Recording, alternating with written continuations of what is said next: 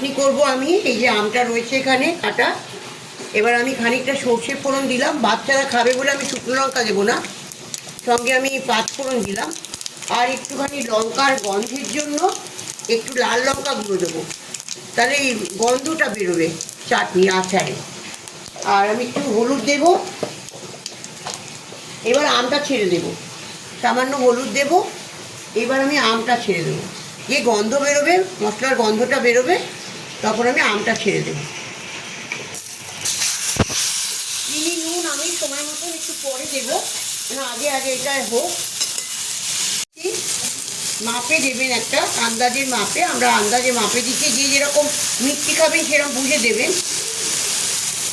যেহেতু আমার মেয়ে একটু মিষ্টি পছন্দ করে, ওই জন্য আমি একটু চিনি বেশি দিই। হয়ে গেছে, এবার একটু নুন দিচ্ছি।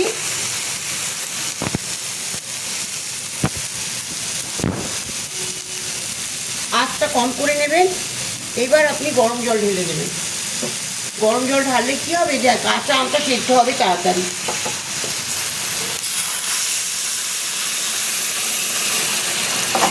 এবার একটু আপনি নেড়ে দেবেন আবার।